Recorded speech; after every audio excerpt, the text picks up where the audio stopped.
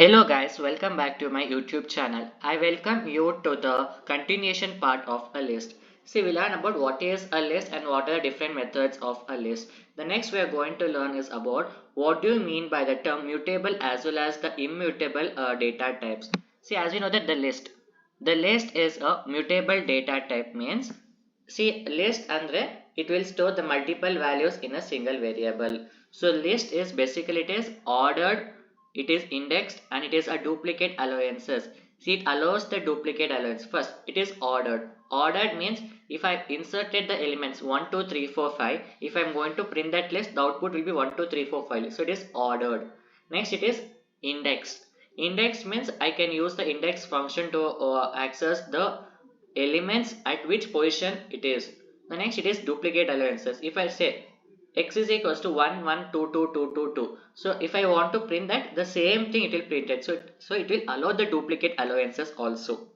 Okay, see, apart from that, the list is a mutable data type means the values can be added, removed, or as the change, addition, deletion, or as the changing of this can be done. This is very important in the interview.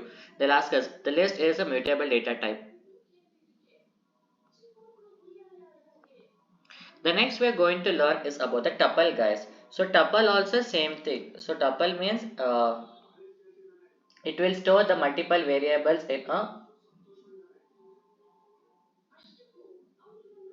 So tuples, it is used to store the multiple items in a single variable. See, tuple, guys, it is ordered but it is not changeable and it allows the duplicate allowances. Ordered means we know. See, unchangeable means we cannot change the index. For example, the first position, if it is cat, and if I want to change the cat into dog, I can't change, so it is unchangeable. The next, it allows the duplicate allowances. If I want to create a tuple data structure, I'm going to use this braces. So what is this braces? This braces we are going to use. So if I want to access index of 0, hello. See, the slicing also we know. So slicing means it starts from 1 and it ends before the 3. So 0 1 2, right? So it will print all of it will print 42 comma 0.5. So the length of x means 3, guys.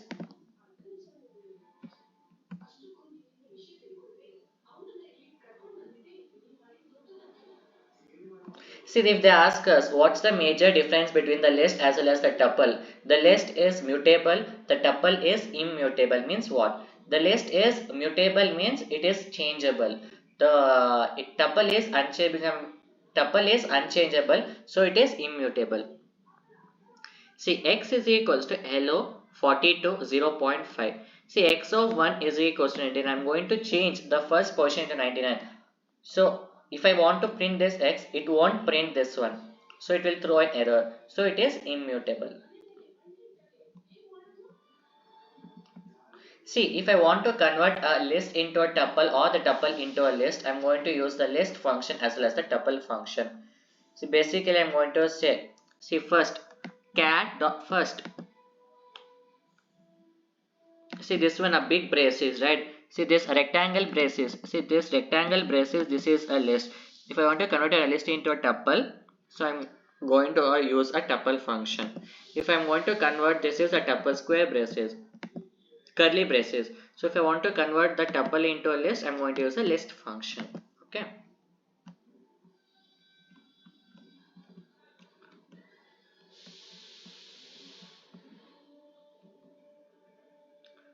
So this is about the concept of this tuple. See, when you assign a list to the variable, you're actually assigning a list references to the variable.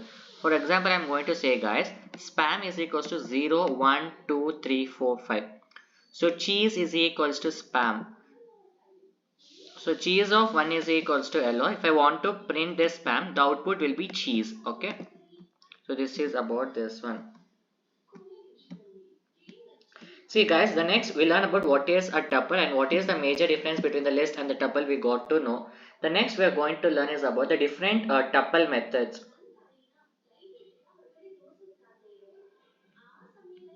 See, the different tuple methods are, we are having a count as well as the index function. Only two methods we are having, guys. So first one is about the count. See, count means it returns the number of times a specified value occurs in a tuple. For example, I'm going to say x is equals to 1, 1, 2, 2, 3, 4, 5, 5. So I'm going to say y is equals to x dot count a function. We are going to use dot count a function 5. So 5, how many times it has repeated? 0 times. So it will print the number of times it has repeated. The next index function. Basically it returns at which position that particular element is there. For example, I'm going to say x is equals to cat, bat, mat. So cat, see, x is equals to cat, bat, mat. So x of 0 it is cat. So this is about this, guys. Basically it will say at which position that specified element is there. So this is about the tuple. So we learn about the two major data types, the list as well as the tuple. The next class we are going to deal with the dictionary.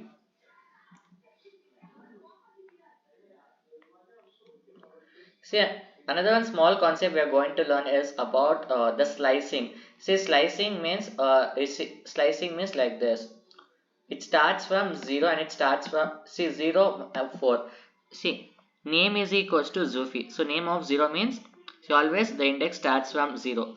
If you are going from left side, it starts from 0. If you are coming from the right side, it starts from -1.